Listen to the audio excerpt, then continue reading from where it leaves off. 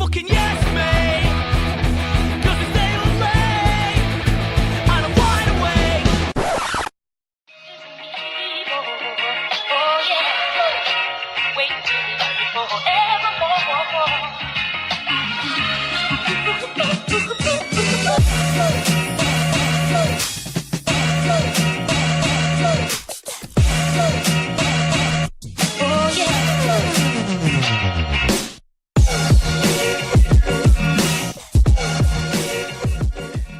everybody, and welcome back to the Pass Interference Podcast. I am your host, as always, Max Werling, and today we have a special episode for you due to some personal stuff in my life, and also due to the fact that this was a really shitty week for news in the NFL. We're instead retitling this episode as the Catcher Interference Podcast. That's right, we are going to be talking about baseball today, so if you don't like baseball, you don't think about baseball, you think baseball is a grossest sport, much like Bronson does, then don't listen to this podcast. Speaking of Bronson, he will not be on this podcast, only for the simple fact that, like I said before, Bronson hates baseball, so instead, you're going to get the two-man power trip, which is myself and Johan. Jonathan Neckarts, how are you, sir? Doing pretty good, man. It's the two-man plan this week, and excited to talk about some baseball, man. Absolutely. So what's on the agenda today is we're going to go over the off-season a little bit, just pretty much go over the big signings that happened, talk about the teams going forward, as probably nobody's aware of because we don't really talk about baseball on this podcast. I am a Tampa Bay Rays fan, personally. I grew up as a Baltimore Orioles fan because I'm from the area. However, when I was growing up, I eventually moved down here, or my dad moved down here, went to a Rays game. My dad slowly turned me into a Rays fan. And let me tell you, we were shitty for 20 years. Like, not 20, but we were shitty for 10 years before we finally became a decent baseball team there for a little bit. So, ultimately, I am excited for this upcoming season for the Rays. We had a really good year last year. The only thing that really stopped us last year was the fact that we end up, even though we had a great record, a lot of teams were dominating in terms of everything. So, like I said, super excited for this season, and we'll jump into it. John, a little bit of your background in terms of baseball. Well, alright, so I grew up playing baseball pretty much up until I was about 14, I think. I was like 14 or 15, I can't remember. And, I grew up playing mainly, shortstop, third base, and left field. Growing up, a lot of people give me a lot of shit, especially around here, for why this is my favorite team, but I grew up a Yankees fan. I know, get the booze out. But it's more than just, they're the best. Like, I grew up a huge Derek Jeter fan. I idolized him when I played baseball. I always tried to wear number 2. But that was usually always beat out for that, so I kind of stuck with 6. And yeah, so my final year, my mom got to sponsor the baseball team, so since I could never pick number 2, I just named us the Yankees. So, yeah, grew up playing baseball, grew up, loving the Yankees. We kind of fell down the slope a little. It still somehow managed to win the World Series in 2009. So yeah, it seems like they're starting to come around. I mean, last year, they won 100 games, and they have a pretty talented young team. They have some interesting prospects that are coming up, which is something that the Yankees haven't really been able to say when they were trying to play the straight Moneyball. But yeah, I'm excited. I mean, they have a lot of great young talent and some interesting veterans. So that's pretty much my background story. And yeah. All right. I love baseball. I miss playing it. I gave up baseball for bowling. Don't know why, but yeah, don't do that. Yeah. So, and you know about me for baseball, I played baseball up until I was about 12. I played a lot of outfield because I was the fat kid, and I didn't like first base so much. I always wanted to play second base or third base, but again, I was the fat kid, so they just stuck me into the outfield. It was like, here you go. play, and I was like, oh, I guess, cool. Ultimately, though, my career path did not lead me to baseball. And much like John, I wish I would have stuck with baseball a little bit longer, but no reason to harp on the past, no reason to do any of that. But we are here to talk about the amazing world of baseball. It was a wild ride, really, John, this offseason. I mean, as we know, the Boston Red Sox came away victorious in the World Series, another division foe of ours. And it's funny because there was always this notion of, well, you know, the Red Sox are the underdogs, the Yankees are the evil empire, blah, blah, blah. Now it's becoming Boston's the evil empire, and everybody else is just kind of, you know, I guess, I wouldn't say jealous, but everybody's just sick of Boston shit now. Like, you know, we used to feel sorry for Boston because they had so much heartbreak. They didn't win a World Series for 100 years. They finally broke the curse in 2004. And then they won in 2007. We're like, oh, okay, whatever.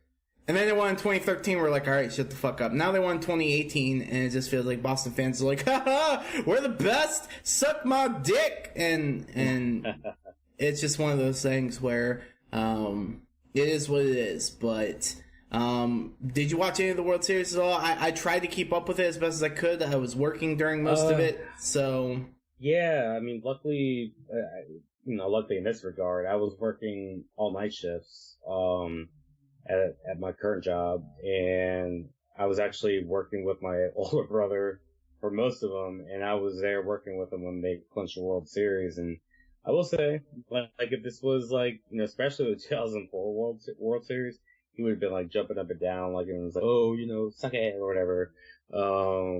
But I think like they're just so accustomed to winning now that they're just like, boom, got another one. And like there was one guy I told when he found I was a Yankees fan, I was like, you shouldn't hate us anymore. It's like, you should hate Boston. And then I think I heard this somewhere else too, and they're like, well, before the 2004 World Series, you know, they hadn't won in forever. I'm like, yeah, 3 World Series later, since, you know, I think we can start saying that they're definitely the evil empire now. Yeah, I'm happy absolutely. to pass that torch. So, very fun, like I said, that we love baseball, and then it was really a transition in terms of the shift of power, as you could say, in terms of everything. Now, I'll talk about free agency really quick, just because free agency was a big part of the changing of the power, the changing of the guard. You had arguably the top 2 players of all time in terms of making it to free agency. Arguably, like I said, you could make some other cases for other players, so on and so forth, but not very often that you get 2 26-year-old players who are just about to hit their prime, who were really some of the best players in baseball the last few years. And that's, of course, Bryce Harper, Manny Machado, 1A, 1B in terms of the top free agent you could make the case for. And there were some crazy numbers that were thrown out there for them. Some people said 10 years, $400 million for Machado. Some people threw out the $500 million mark for Harper, so on and so forth. So, but what we ended up seeing, John, was that they didn't sign until, what, a month ago? Like 3 weeks ago? Really, yeah. So, ever. yeah, so I mean, some of the bigger names that left and signed to contracts, for example. One of the first domino pieces is a guy who played on both of our teams, and that is now on those Boston Red Sox, Nathan Eovaldi, 29-year-old starting pitcher. Awesome. I mean, Jesus. I mean, his career was derailed by injuries, and that's why he ultimately was released by the Yankees, picked up by the Rays to basically rehab. We knew we weren't going to keep him. We were just going to rehab him to trade him off for some assets, which we did.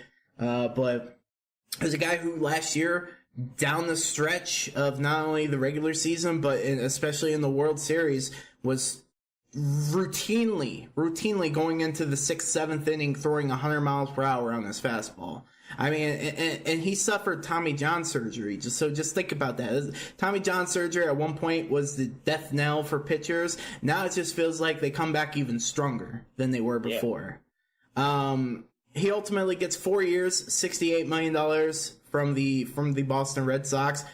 I think that's going to be end up being a steal for them, to be honest. Yeah, definitely. I mean, before, like you were saying, his career was starting to get derailed with injuries. And, I mean, at that time, teams thought, whatever, we'll just let him go. And now, especially if he has another strong season, like if he ever gets hurt like that again, I mean, he's a player that you're definitely going to hold on to. And it is pretty crazy how, I mean, I wonder if somehow the surgeries, like, evolved. I mean, that's the only thing I could think of. Because, I mean, that would, usually ruin, especially a pitcher, that would pretty much ruin their career.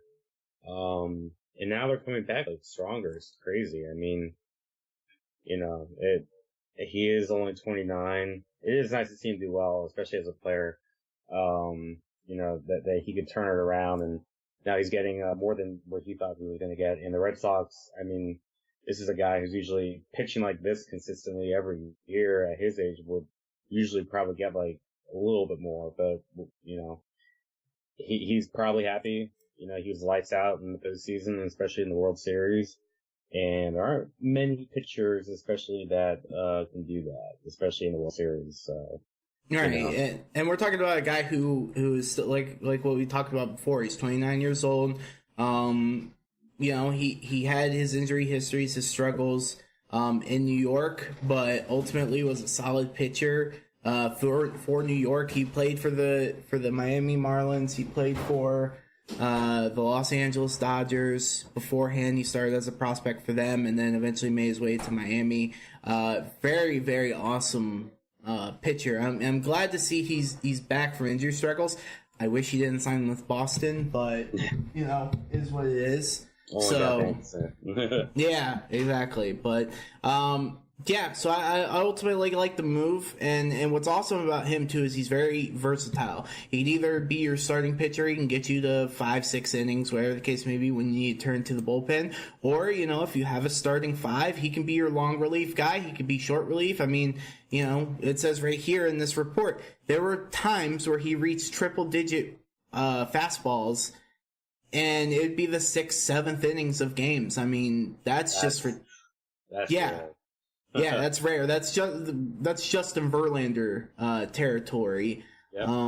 And that's just crazy. So think about it, and that's a guy who's when you're starting pitching. For those of you who don't watch baseball, don't care about baseball, whatever. When you're starting pitcher, basically what you're told to do is to not go all out on your first couple innings. Otherwise, you're going to tire yourself by the 3rd, 4th inning, and then you're not going to last long. Starting pitchers should last about 6 innings minimum. Ideally, you want them to start the entire game, or ideally, the perfect case scenario is you get 7 strong innings out of a pitcher. Sometimes it doesn't work like that. Baseball's a weird sport, but so you have to. Back to my original point, you have to not throw the ball consistently and as hard as possible throughout the first duration of your start. You have to, basically limit yourself a little bit.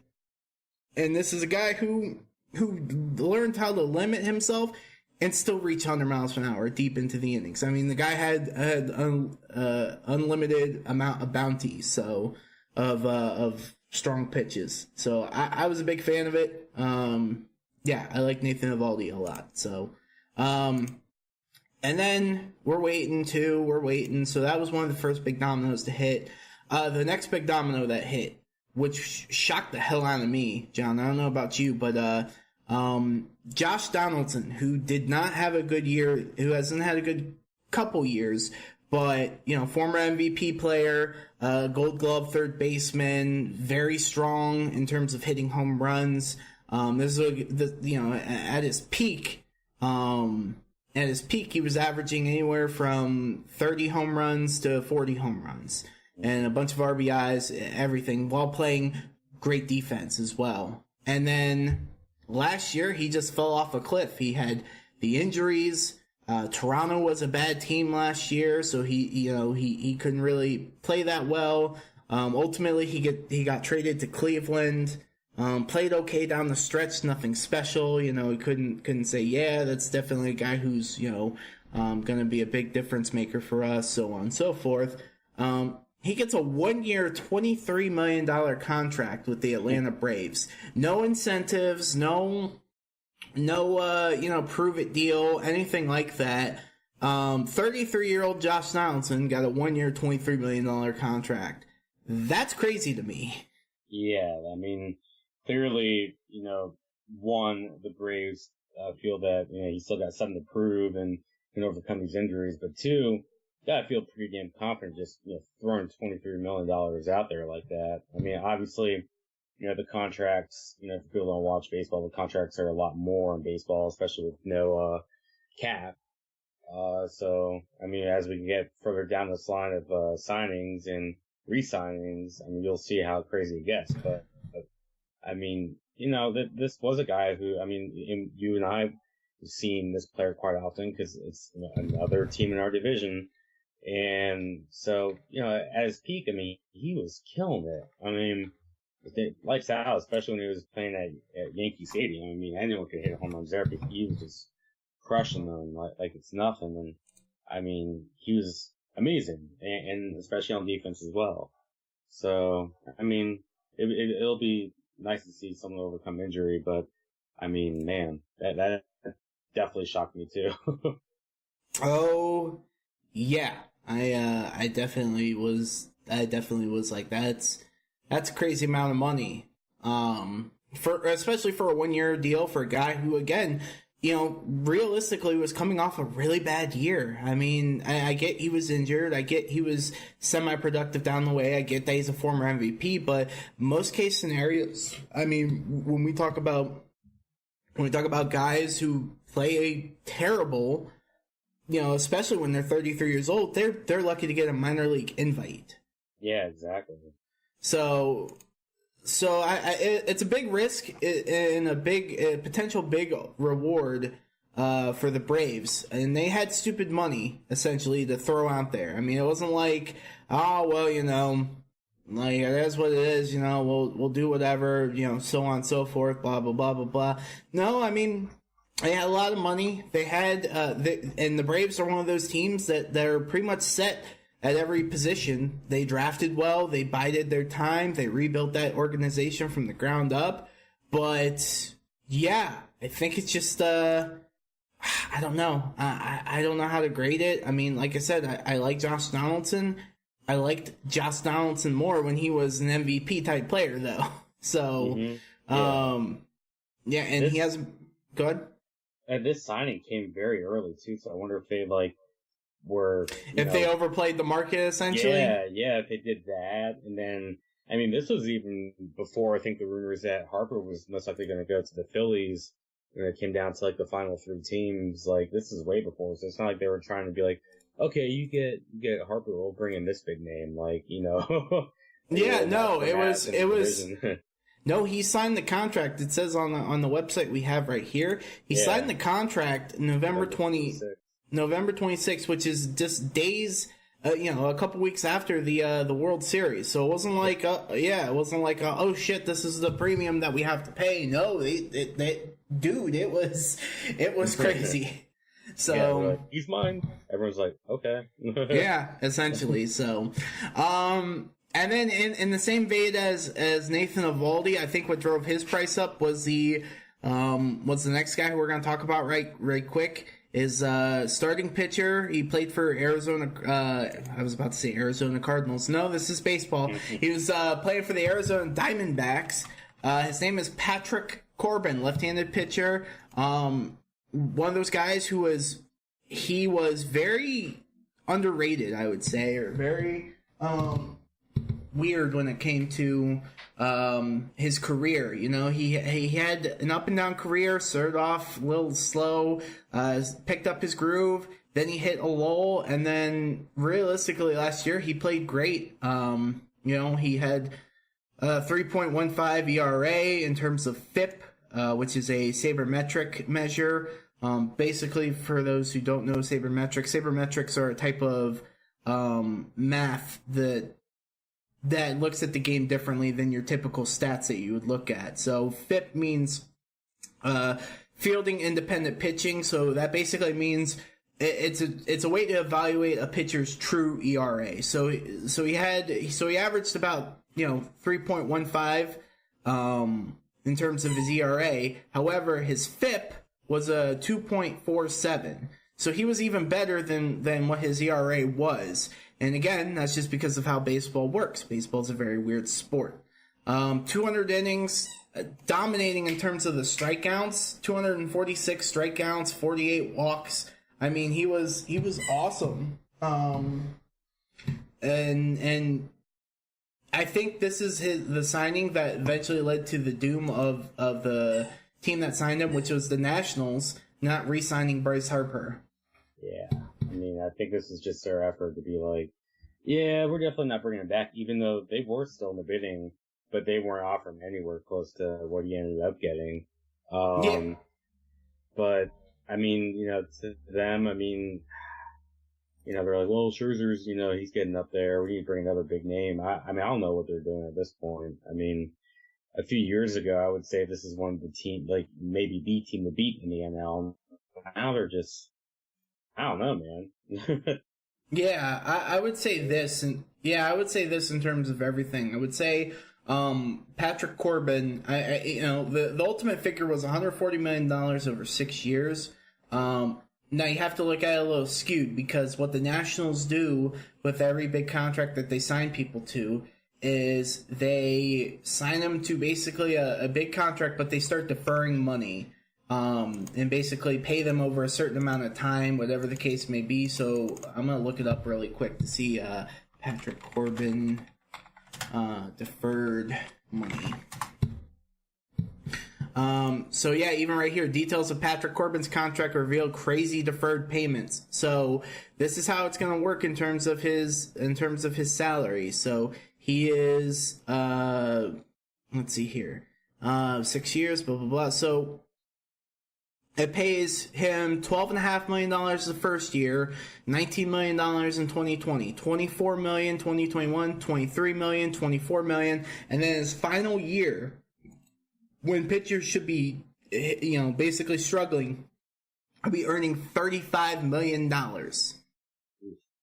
I know. In the final year, so it's very front-loaded, so it's very interesting. And then even after that, without interest, there's still $10 million that are deferred. So that means they're going to pay that $10 million over a period of time without interest.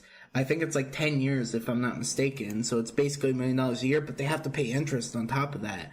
That's crazy to me that they're able to run this organization like that. So that's why a lot of people, when people are like, oh, why would Bryce Harper turn down, $300 million over 10 years from the Nationals? It was because it was deferred. A lot of that money was deferred to pay him over. I think they wanted to pay him up until 45 or something like that. Like he wanted to be sick. Sure. Yeah, they wanted to pay him 20 years after he was done retired. So deferred contracts really don't work in the NFL, or not the NFL, the Major League Baseball, in my opinion. Definitely not in the NFL. No, they want their money and they want it now. But how would you rate the move in terms of everything? I don't know, man. Because I mean, especially with that deferred contract, I mean, by the time he's going to make potentially that, what was it, $35 million in his last year? Yeah, it's going to be 35, which not many pitchers last in their mid-30s. I mean, especially, the way he's pitching now. I mean, if he can keep it up this long, more power to him. But I mean, when he's out there doing the thing, I mean, he is great. But, a 6-year deferred contract, I mean, it's pretty crazy to me. I don't know. I really don't know what to think about it. And it wasn't like even too that the Nationals, that their position of weakness was their starting rotation. Their starting rotation's been great the last forever, essentially. They have Max Scherzer, who's won a couple Cy Young awards. They still have Steven Strasburg, the former number 1 overall pick, who I still believe has one of the prettiest curveballs in all of baseball. And they had, I know they lost Gio Gonzalez, but I mean he was struggling his last year. You look at the team though. Let me look them up really quick and look at their starting pitchers and everything. But it's not really, it wasn't their Achilles heel. Their Achilles heel for forever has been their bullpen. For one reason or another, their bullpen has let them down for forever and a half, and. That's cost them a couple championships, I believe, because they were fantastic. They were great. So let's see: Max Scherzer, Steven Strasburg, Anibal Sanchez. I think they just re-signed Joe Ross, who I know is one of their starting pitchers. Jeremy Hellickson, who is solid for them. Like I said, all you're losing realistically from last year's team is Gio Gonzalez, but I mean that's not really that much of a loss, I think. Yeah, no, I agree. I mean, with the way he finished up, because he only got a minor league deal, if I'm not mistaken. He just signed a contract with your Yankees for a minor. Yeah, but wasn't it a minor deal? Yeah, it was a minor league deal. Now it's gonna pay him a shitload of money, but for a minor leaguer, yeah. But still, I mean, just crazy to me in terms of Washington National season. Yeah, let me pull it up here. Let me see who their starting rotation was. So opening day lineup, that's them right there. No, I want to see the exact. Nope, don't give me all this shit. Damn you, Wikipedia. Damn you all to hell. Let's see here. Tanner Rourke, who was solid in terms of everything last year. 434. I mean, that's solid for your fourth man rotation. Again, they got a surprising season out of Jeremy Hellickson. Steven Strasburg was good. Max Scherzer was always great. And like I said, Gio Gonzalez, but Gio Gonzalez still pitched a 4.57, which is still solid enough numbers to have for a fifth guy. I mean, that's just crazy to me. You basically upgrade your pitching staff when you don't need to upgrade your pitching staff. So you need to upgrade your bullpen, which they didn't do. And they need to upgrade their, I would say, their couple depth pieces, because I know they had some injuries last year, which they didn't really do. So yeah. I got no words for it, man. So yeah, I don't get it. I mean, that's what I'm saying. It makes no sense to me. Like, when you're going to free agency, you usually let go of your dead weight, or, you tackle your needs, especially that. Yeah. They didn't do any of that. And I'm like, what? Why is all this money going there? Like, why? Yeah. I don't get it either, but, I digress. We move on from that. It was a questionable decision, at least in terms of us, but that's their decision to make. I mean, they'll ultimately have one of the best rotations in the league.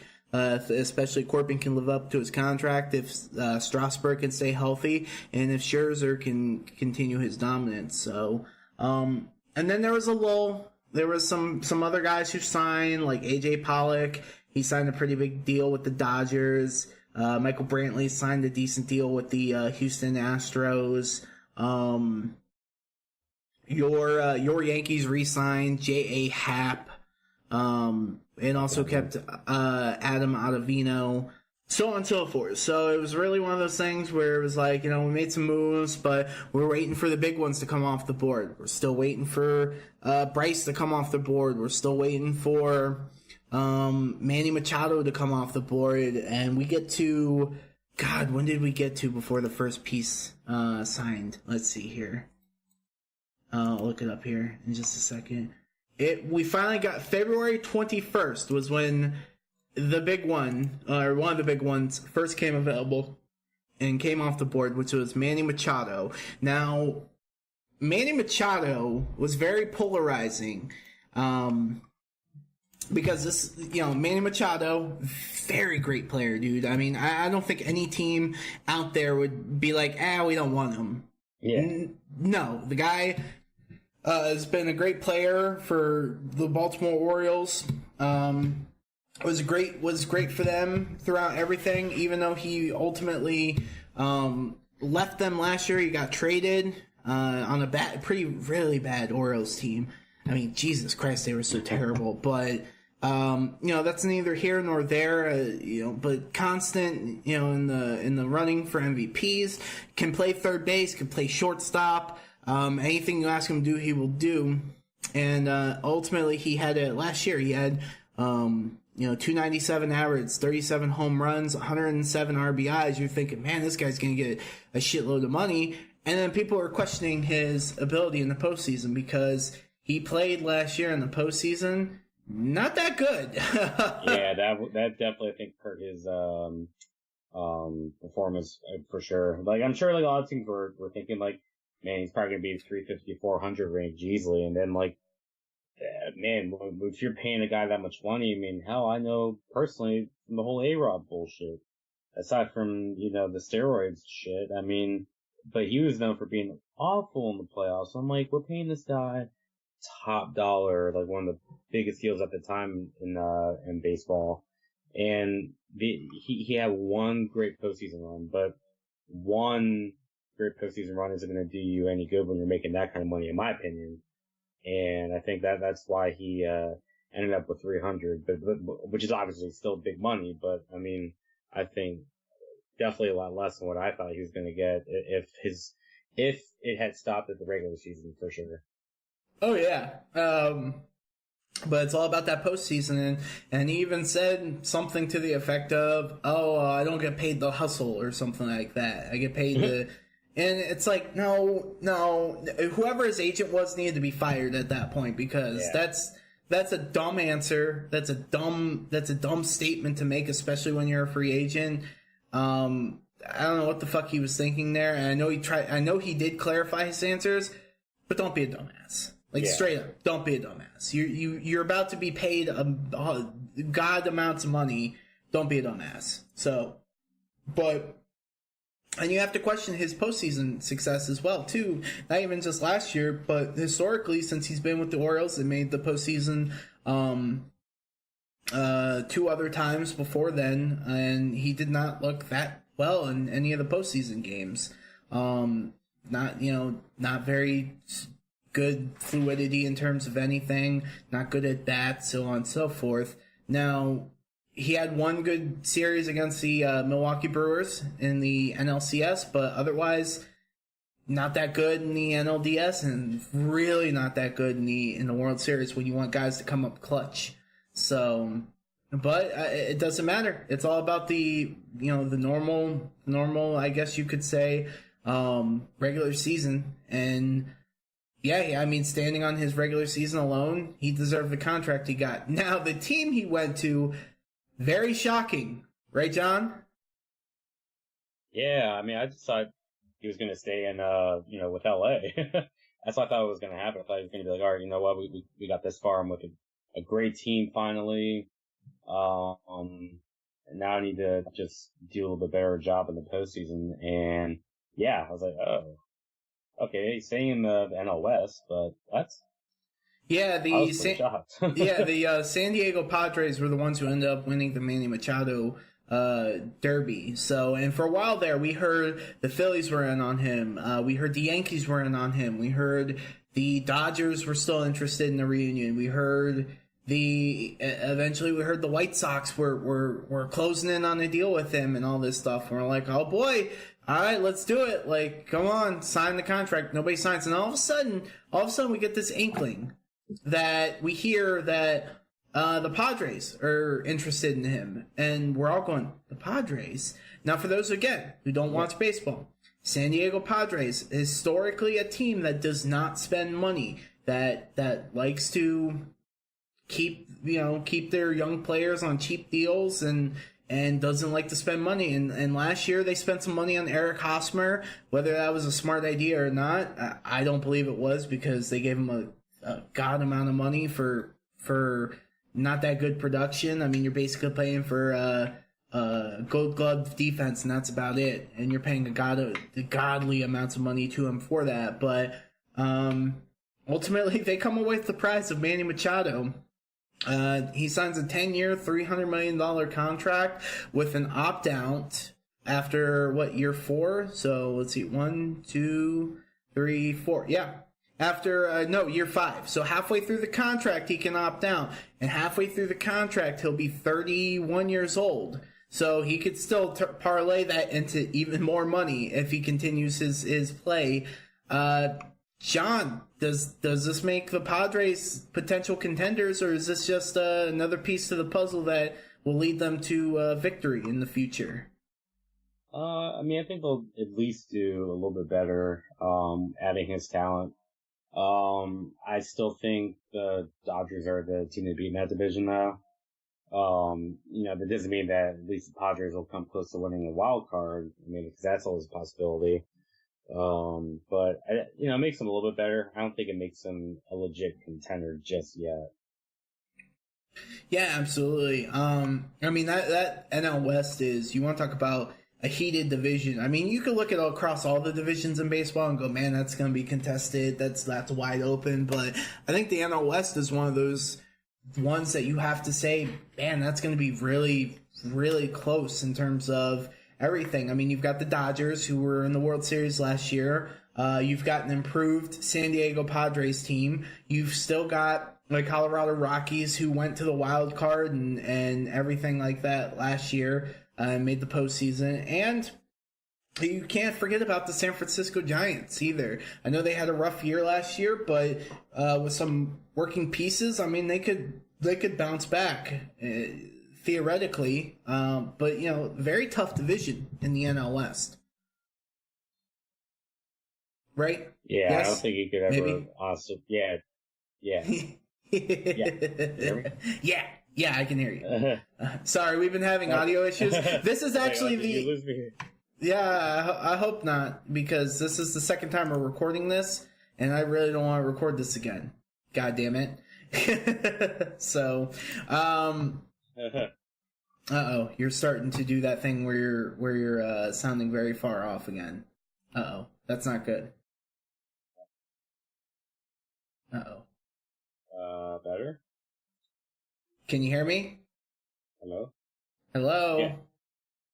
Yeah, you're on delay again. Oh my god. Alright, I'm stopping recording. And we're back. So, we've been having some slight internet issues and some slight connectivity issues with each other. I will splurge this together, but yeah, we are back. We're working on it as we speak, but we're going to try to finish this podcast up. It's not going to go in too much longer. We just have one last thing to talk about in terms of free agency. We'll go with predictions of the division winners, and then we will end this little experiment / this podcast. So yeah, the last thing in terms of free agency we have to talk about is the big one, the big fish. After everybody talking about it's going to be a huge contract, it's going to be $400 million, it's $500 million, something stupid, ridiculous amount of money. There was even talks about him going back to Nationals for 1 year and like $45 million or something like that, making him the highest paid person ever, period, ever. Ultimately, Bryce Harper signs with the Philadelphia Phillies, 13 years, $330 million. I think it's a steal for the Phillies, honestly. I think this sets them up. I mean, yeah, you're paying a guy until he's 39, but you're still getting the guy in his prime years for the next at least 7, the next 7, 8 years, whatever the case may be. So I like the move. John, how do you feel about it? Yeah, I mean, they got him for a good deal. I mean, it's another one that, I mean, not because of how he played in the postseason, because we haven't really seen too much in the postseason, at least in a couple years. But, I mean, not only did they get him for a steal, I think this is at least an area that they thought they needed to tackle. And then a huge FU to their interdivisional rival, right down, a few hours away to the Nats. I mean, there were talks of him possibly going to New York. I was hoping that wouldn't happen. We really didn't need him over there. But I mean, this is great. I think Harper still has a lot that he wants to prove. There's a guy that can hit very well. He can hit the long ball. He can spread it out. He's pretty quick, and he's also great in the outfield. So it's great. I've always liked Harper. Unlike our friend Terry. Yeah, unlike our friend Terry. But for our friend Terry, Harper's heart is still in DC because he says that he's still, he wants to bring a championship to Washington. So I'll never let that one go until if they win the World Series, which I don't know if this makes them a legit contender. I mean, that division's been changing pretty rapidly the last few years. It was a Nats division, and then the Mets were good for a little while, and then the Braves are coming back, and then the Phillies started getting a little bit good. So it's been up and down. The division's honestly there for the taking. Mm-hmm. Absolutely, and just like what you were saying too, is the fact that this makes the Phillies infinitely stronger. The reason they were able to go out and make this move was because, again, they did the smart thing. They said, okay, we are going to bide our time. We're going to build up the prospect pool. We're going to just suck. And they sucked for, 5 years, it felt like. Realistically, it felt like 10 years. But, yeah, I mean, they got big contracts off the board. They got rid of Cole Hamels. They got rid of Ryan Howard. They got rid of Jimmy Rollins. Those guys who were core into their last World Series victory against my Tampa Bay Rays and the other team. And, they went up against the New York Yankees the next year. So, back-to-back World Series. Right? If I'm not mistaken. The Phillies played the Yankees, right? Yeah, that's right. Yeah. So, 2009 was the last time they were really relevant in terms of, doing some things in the postseason. So they've got a great team. This is, if I'm not mistaken, they missed the playoffs last year, but barely. Yeah, I don't think they missed it by much. Yeah, they didn't miss it by much. So with adding Bryce Harper, even if he adds, even if he adds fucking 4 or 5 wins, that's crazy. Yeah, seriously. Yeah. So I could see it. Let's see. The Phillies were 80-82 last year, so they did miss the postseason. They were a little bit off, but I mean they've made great signings. They signed Andrew McCutchen off a rebound year.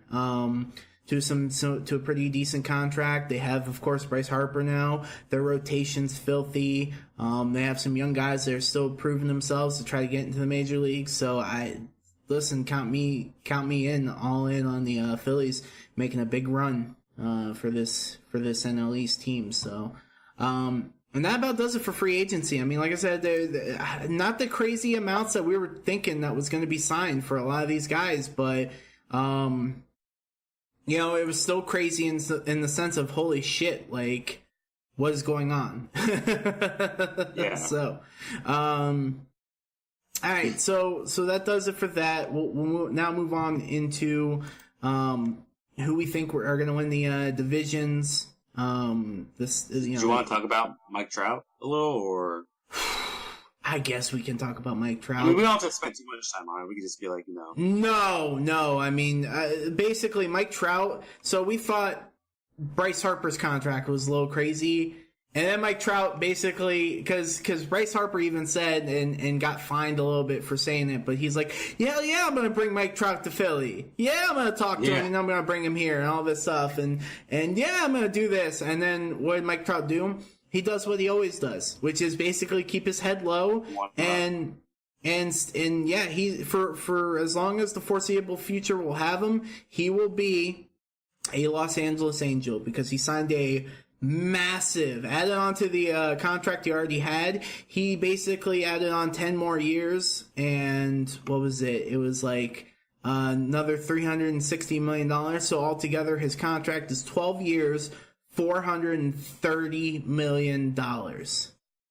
By the time Mike Trout is done, by the time Mike Trout is done, he probably will be the next player to own a team.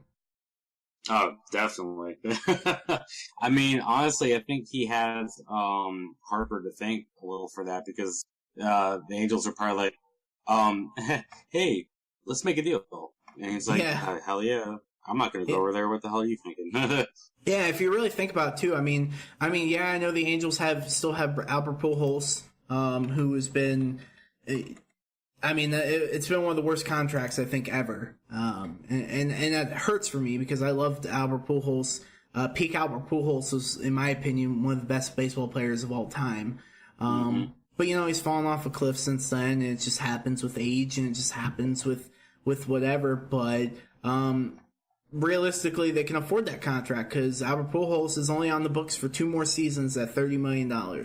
Or 3 more seasons, I'm sorry. He's on the books for this year, and then 2020, 2021. So basically, by then, you can definitely afford Mike Trout's contract, no worries. And then that frees up money for other players that they need to sign or re-sign. So, good on the Angels. And again, Mike Trout does what we talked about. He does Mike Trout things, which is basically he keeps his head down. I saw this big debate about, $430 million and you can't even recognize who he is in a club and all this stuff. And I get that, but that's not what Mike Trout's all about.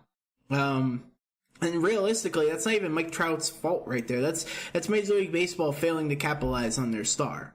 Best player in baseball, and nobody knows who he is.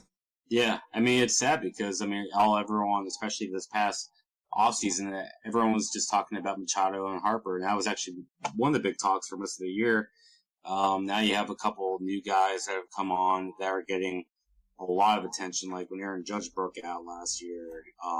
There's others too, but no one ever talks about Mike Trout. Like, you put on, like, Sports Center or whatever, and they rarely drop his name. And I'm like, how is this possible? Like, he's been one of the most consistent players since he started his career.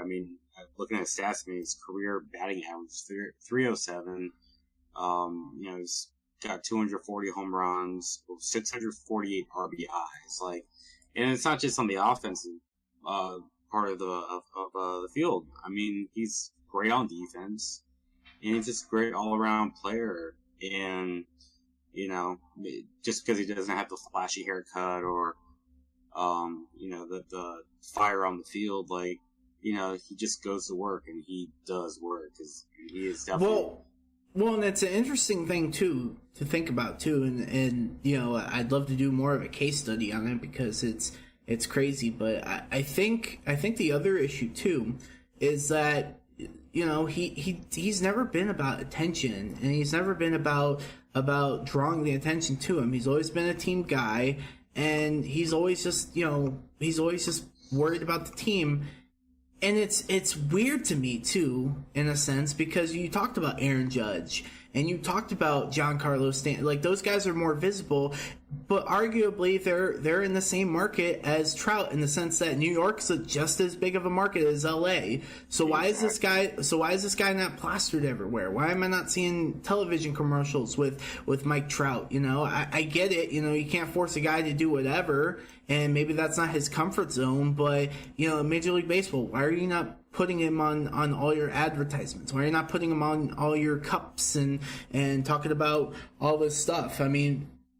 If it wasn't for the fact that he was on the Angels, I don't think anybody would know who he is, period. If he was if he was a player for the Tampa Bay Rays, nobody would know who he is. If he was a player for, the Miami Marlins, nobody would know who he is. It's sad, but it's what it is, I guess. Yeah, I totally agree with you. I never understood why this guy isn't plastered everywhere when he is definitely, the most talented guy and the best ball player.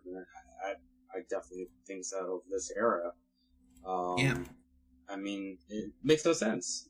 Yeah. Usually that's how you're gonna want to sell, your sport in general. Like, oh man, this guy's awesome. Like, he's a great guy, and he's one hell of a player. Like, why are you not pushing this guy? I don't get it. Yeah, I don't either. But, yeah. Well, it's one of those questions we'll have to ask in a few years, and maybe the stance will change, and maybe we'll see Trout, definitely plastered everywhere like he should be. So, all right, and now we have come to the part of the podcast where we're gonna pick the division winners. We're gonna pick the wild cards. We're gonna pick who wins the AL, who wins the NL, and ultimately who wins the World Series. So, John, fuck it. We'll start with our division, the AL East. Once again, a tough division. I see it as a three-way race between the Yankees, the Red Sox, and the Tampa Bay Rays. It should. Yeah, Toronto's taking a step back this year, which I think they should. They need to retool after having some success with Jose Bautista, Edwin Encarnacion, Josh Donaldson. That era's over with. Now they're going to slowly transition into the Vladimir Guerrero Jr. era, which I love Vladimir Guerrero Jr. I'm so excited I get to see his son play after seeing him play, because his son has the same exact swing as his dad. Yeah. And let me tell you, Vlad Guerrero was my favorite player growing up. He's not my favorite player overall. Funny enough, my favorite player overall is still Mickey Mantle. I love Mickey Mantle. I don't care if he played for the Yankees. That man was awesome. But older brother has a signed baseball for Mickey Mantle. Nice. But yeah, no, I love Vlad Guerrero. I love the way he played. Guy could throw the ball from right field and throw anybody out from anywhere on the field, and the guy could hit the ball anywhere, even if it hit the ground. That man could golf swing it out and get a double, or hit a ball that should have been a clear pass ball and hit a home run out of it. So I love Vlad Guerrero, and I can't wait to see what his son does. And, of course, the Baltimore Orioles, the worst team in baseball last year, by and large, I mean, not even close. The wheels completely fell off, so I expect for them to rebuild for the next couple years just to figure out everything. But, yeah, you got the World Series champions in the Boston Red Sox. You've got the playoff contenders in the New York Yankees, and you've still got the Rays, who are slow behind them, and did some retooling this offseason. So ultimately, John, what do you think after you've seen the moves, after you've seen everything? Who do you think comes away with the AL East?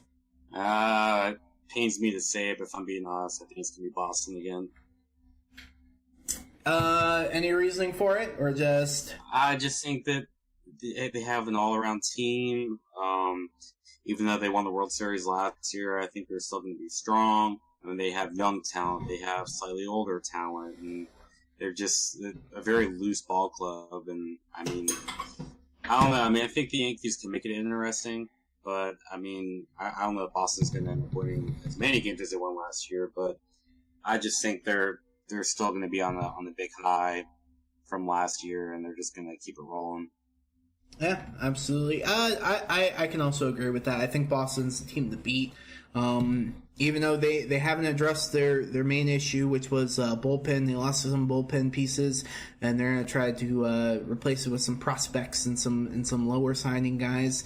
You still have to beat their top of the rotation, which includes David Price and the newly signed extension Chris Sale, who was arguably the Cy Young winner last year until he suffered his injury problems. But you have those two to go up against. You still have to defeat their lineup of the trio of Jackie Bradley Jr., Andrew Benintendi, and of course Mookie Betts, who was the AL MVP. And they're just, I see no glaring weaknesses other than their bullpen. So yeah, I've got Boston winning that as well. Moving on a little bit west, we got the AL Central, which, in my opinion, I'm looking at it. I think this is the worst division in all of baseball. I mean, Kansas City's garbage. Detroit's garbage. The White Sox didn't make any moves, and I know they're struggling. So, in my opinion, and I could be wrong on when I say this, my opinion, this is a two-team division race. It's between the Minnesota Twins and the Cleveland Indians, and realistically, Cleveland took a step back. They had to let a couple players go. They let go of Edwin Encarnacion, and they were looking to trade either Corey Kluber or Trevor Bauer. They maintained both of those guys, but it was looking like they were going to head for another rebuilding. Whereas Minnesota, looking for a bounce-back season for Miguel Sano, looking for a bounce-back season out of Byron Buxton, signed Marwin Gonzalez, who very versatile player, one of the top 10 free agents that we saw, that signed very late, didn't get as much money as he thought we were going to get. But ultimately, if I had to choose as of day one today, I'm going with Minnesota. I think Minnesota has some pieces there. They have some young prospects that at the trade deadline they can move. Get some other pieces in there, and yeah, I've got Minnesota winning the AL Central.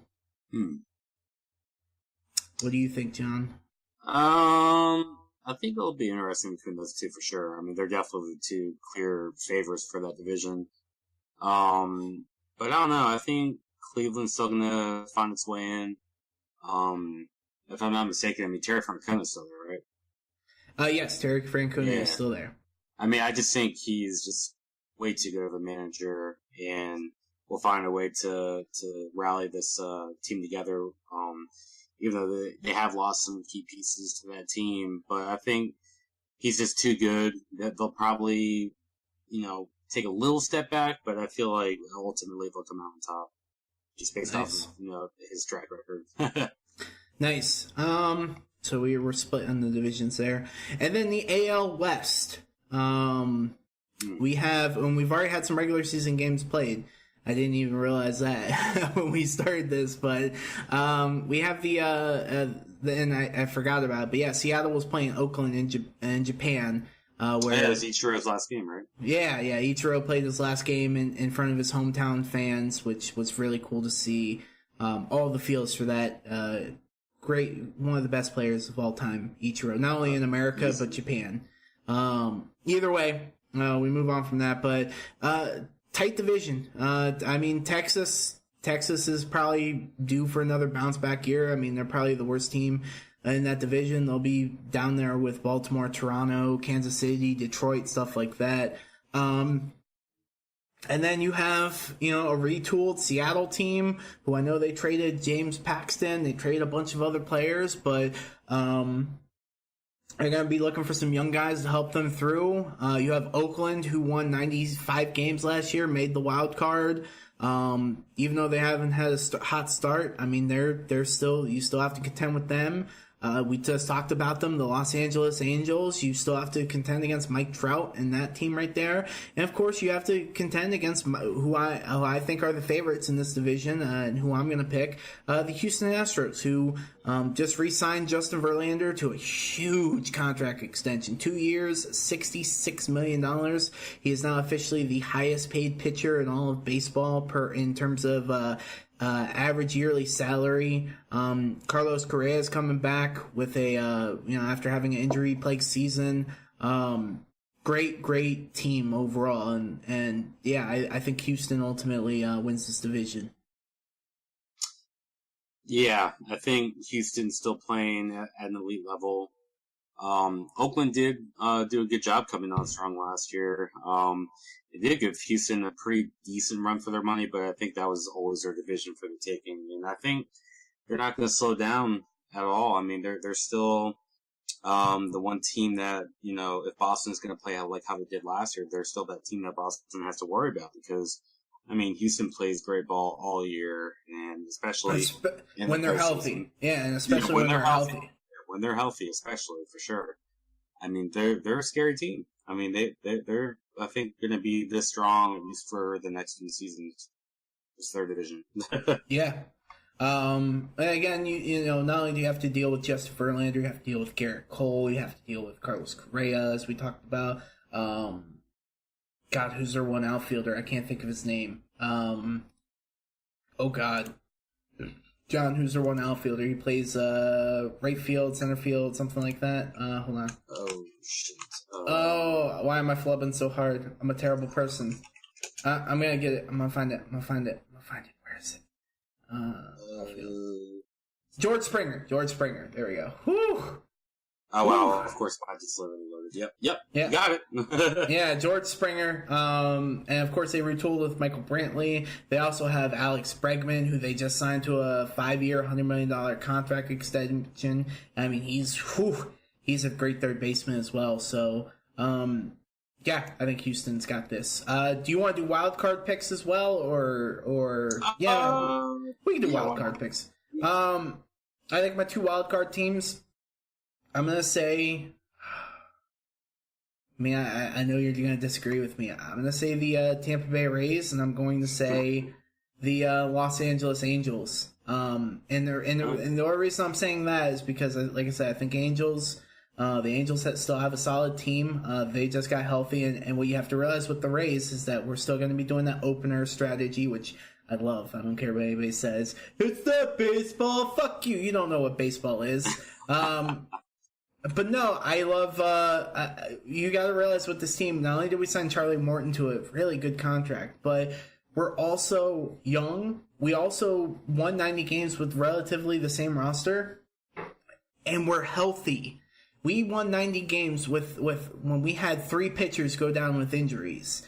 And that's impressive. When you have 3 starting caliber pitchers go down with injuries, and you still win 90 games, that just adds on to, okay, we should be good next year. So I think there's going to be a lot of confidence. I think it's going to be a dog race towards the end. But yeah, I think ultimately I've got the Rays and the Angels. John? All right. Well, do you want better? Because one, would rather see this, but 2, I firmly believe this is what will happen. I think the 2 wildcard teams are going to be, of course, the Yankees and the Tampa Bay Rays. I mean, honestly, not only would this be a wild card game, but I mean, like you said, it's essentially game 163. Yeah, basically. I think these are the 2. I don't know if you want to call them B teams. I don't know. In the AL, I mean, the Yankees have had a lot of success with their young players, and if Stanton can step up this season, I don't see why he shouldn't, but if he does, I mean, that'll be a huge push right there. And if Aaron Judge can stay healthy all year, especially as well. But I mean, they also have, some even younger prospects, I'm sure, that will go in there throughout the year and will have some success. And the Rays have an amazing young team that's just only going to get better with time. So, I mean, I feel like it's going to be an intense division race for sure, but I think these will be the 2 wildcard teams just because they're just that good. Yeah, absolutely. So, all right, so we'll move on to the NL East and, move on to the NL, and we'll start with the NL East. We can already throw the Miami Marlins out the door because they're going to be awful again, like they are every year. What do you think of their new logo, by the way? It's interesting. I mean, to be honest, I think I like that a lot more than I did when they rebranded the first time as the Miami Marlins. I think I like this logo looks a lot more clean, a lot more smooth. I like the combination of the teal with the black rather than having like the 10 different colors. Because, the Rays did that before and it just didn't mesh well. So I like it a lot more in the sense than whatever. There's still going to be a garbage team, but I like the logo. At first, I'm not going to lie, when I first looked at the M, yeah. I was like, the Brewers, like, for, like, oh, you know, yeah. but yeah, I mean, that's only at a quick glance, but I mean, I do like it. It's cleaner, like you said, and it's right to It's the not point. confusing. Yeah, it's not confusing with 10 different colors. Like, it's just. Yeah, exactly. Simple. Like, yeah. They were trying way too hard last time. Yeah. But ultimately, yeah, they're going to be one of the worst teams in the league. New logo, same results. Yeah, new logo, same results. So, I think the Mets are even though with their great rotation, I think they're going to be sellers at the deadline. So it really comes down to Atlanta, Philadelphia, Washington. Washington, of course, is going to get a full season out of Juan Soto after he played majority of the year last year, but now they're going to get a full season out of him. Retooled with that again with Patrick Corbin, as we talked about, stuff like that. But ultimately, I think it comes down to Atlanta and Philadelphia, and I'm still going to go with the ones who won last year. I'm going to go with the Atlanta Braves. I think this is a tough team. I think it's going to be close. It's definitely going to be close, but I mean, Atlanta still has their young guys. They still have Freddie Freeman. They still have a great rotation under their belt. I know they had to replace Anibal Sanchez, who had a weird season. I mean, he played great for them. Surprisingly, signed like a minor league deal and played awesome for them. He went away in free agency, but Atlanta, in my opinion, is the team to beat. Yeah, I agree, honestly. I mean, I think Philly can make a nice push. I think their season's going to definitely rely, like, if they're going to be that much better, I think it's going to rely on how much is Harper going to produce for this team. Because they definitely needed some power. So if we get the Harper that we got in his MVP season, I mean, that'll definitely make things interesting. But I think Atlanta has a better team, so I'm going to go with them. Yeah. All right, NL Central, again, hotly contested NL Central. The Cincinnati Reds are, I think they're the worst team in the division, but that doesn't, no, I think Pittsburgh's the worst team, but Cincinnati, not much better in terms of sense, but both teams should still be competitive. Especially I want to see how Yasiel Puig takes over in Cincinnati. I want to see how that works out, because I don't think he's going to get away with half the shenanigans they did in LA, but that's neither here nor there. Again, 3-team division race. I think it's the Cubs, the Brewers, and the Cardinals. And I was just thinking about it. I was like, I'm going to pick Milwaukee because they were strong last year. They made the NL CS, took the Dodgers to Game 7, and they kept roughly the same team available. But there's just rumors out there, not rumors, but there's some concern out there that Corey Nebel, who was one of their dominant bullpen pieces, and I believe their closer last year, half closer, partial closer, whatever, has a UCL tear, which usually means Tommy John surgery. So I think it's down to the Cubs and the Cardinals at that point, and I'm going to go with the division winners of last year. I'm going to go with not the division winners of last year, because they didn't win, it was the Brewers. I'm going to go with the Cubs this year. I think Yu Darvish comes back healthy. You still have Anthony Rizzo. You still have Chris Bryant. You still have John Lester. You still have Joe Madden leading the charge. And yeah, I think the Cubs pull away with the division. I could see that. I mean, it was a nail biter up until the last game last year between them and Milwaukee. Both very great clubs. I think Chicago still will come away with it. It might be close again, but I mean, I don't know. I've liked the Cubs. They're still a great team. So I think they'll get the edge over Milwaukee. Yeah, absolutely. If Corey Neville were healthy, I would have picked Milwaukee again, because that's a great team that they have there. But with him being a question mark, I think that hurts their bullpen overall, and I think that ultimately gives the Cubs an advantage. So, and then in the NL West, Arizona traded Paul Goldschmidt, their franchise icon. I think they're going to do terrible. I think they're in for another rebuild phase. Again, they lost Patrick Corbin, so they lost some franchise people there. San Diego, I think, is going to be there, but not quite there. I think they're still a year or two off. San Francisco, I think, can make a run, but, again, I think they're at least a year or two away. I know they're trying to get some contracts off and everything like that. So this comes down to the Rockies and the Dodgers. And until somebody can prove me wrong, until somebody can take advantage, I think it's the LA Dodgers' division. I think I know Clayton Kershaw's not going to start the year. I think he's injured, but at this point, Clayton Kershaw is just playing for stats, and I think what you need him for most importantly is you need him for the playoffs. So I don't care if Clayton Kershaw doesn't start up until August or even September, and has 3 starts before he plays in the postseason. I think that's all he needs to get ramped up is a couple starts, and then he's good to go, and that's all you really need out of Clayton Kershaw at this point. Yeah, I agree. I mean, if you can get Clayton Kershaw to start a little bit later in the season, and hopefully that translates over to getting more out of them late in the season. Because I mean, this team has always been there. I mean, for like the last 8-9 years at least. Like you said, I mean, until someone else proves me wrong, I know Colorado gave them a good run last year, but I think this is still the Dodgers division. They have owned that division for a while now, and then they always make a nice run in the playoffs. So, I think the longevity of Kershaw in that season will help, not ultimately dictate, but I mean, when they needed him most last year, late in the year, it seemed like he was just getting beat up a little. Yeah, absolutely. So, and he was injured last year too. I think his career, as much as he's been dominant, and as I know he's still young. I think he's only 30 years old, but he's going to suffer the same, I think, stuff as another great pitcher for the Dodgers, Sandy Koufax, where it's going to be a short career, and it sucks because he's been the best pitcher in baseball for the past 7 years, but is what it is. Sometimes, sometimes Mother Time catches up with you and slaps you around. So, John, who are your wild card teams? Oh man, this is a tough one. I think the Rockies will get in again.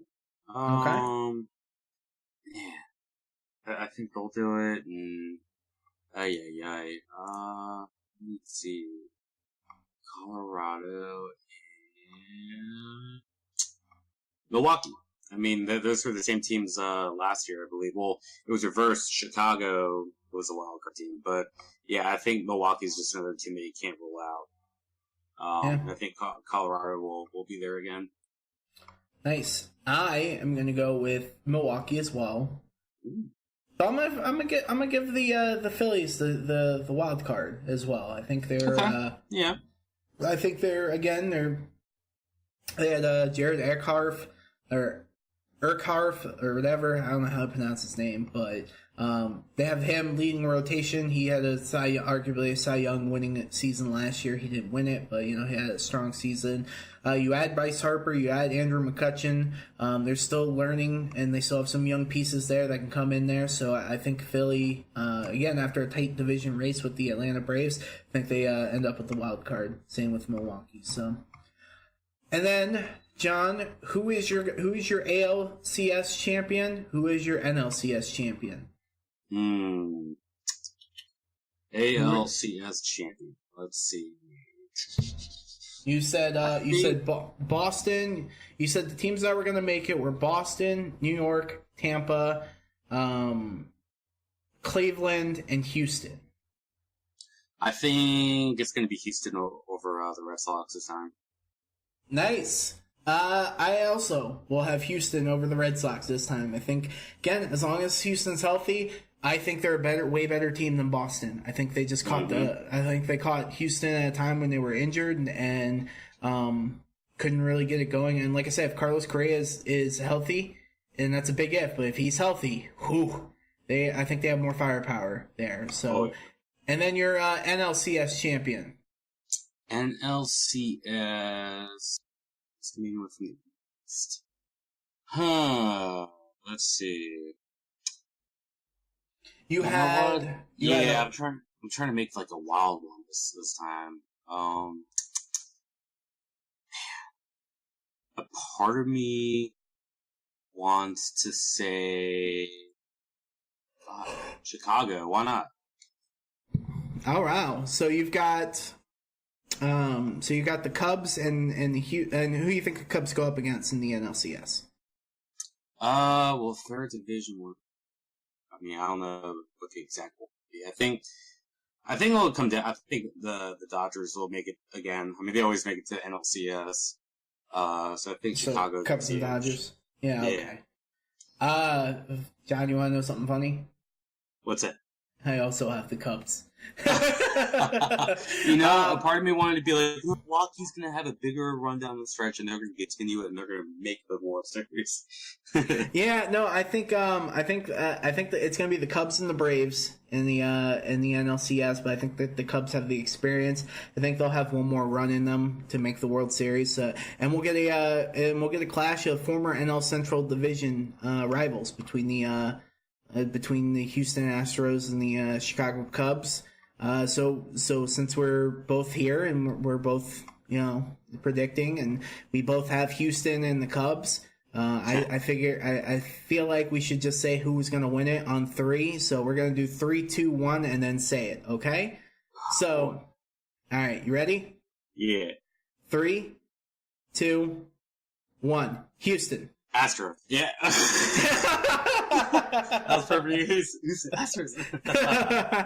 Yeah, all right. So there you go. There you have it. We think that at the end of the baseball season, at the end of the 2019 season, the Houston Astros will stand on top, reclaim the World Series, and be victorious at the end of the season. So, congratulations from March 23rd, 2019, and I'm sure we'll probably talk about it during the summer when we get closer to trade deadline, because again, there's only so much news that we can talk about in the NFL. So, exactly.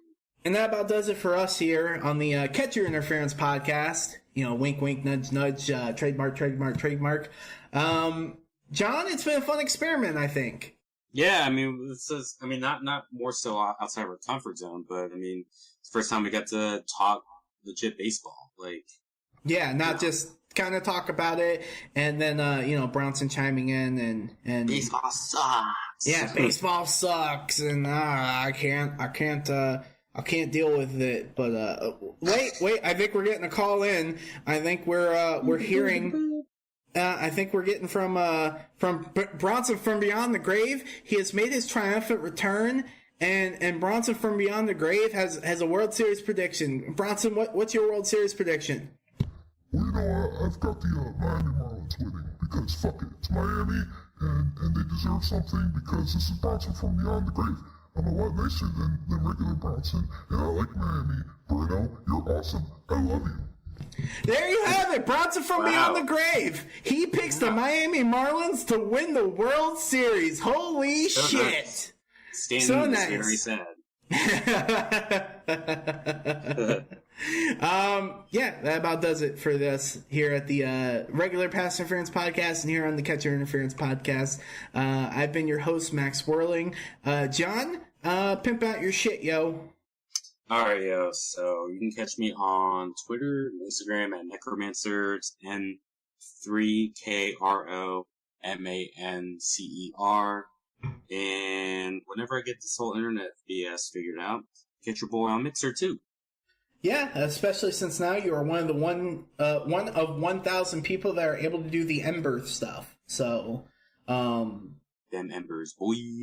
Yeah, so basically, for those of you who don't know what the fuck we're talking about, go follow your boy on Mixer, and go give him Embers. They're like things that you pay for, but it helps him out, and he can earn some money from it. And John, you want some money, right? Yeah, I mean, money's always great, so I won't complain if I get a little bit more than I normally do. So hook your boy up. Yeah, boy. You can also find me on the Twitter and the Instagram at OG Liquid Jesus. You can find me on Twitch, not Mixer, at Liquid Jesus1, where I post where I do random games. I mainly play with Mr. Necromancer here. We play Rocket League, Apex Legends, where I just got my first win. It was kind of bullshit. Don't count it. So, but that about does it here. You can follow this podcast at Pass Interference Podcast on Facebook. Also, P_I_podcast on the Twitter. We should be back to normal schedule as of next week. So, from all of us here, have a great day. Have a great day. Happy baseball season.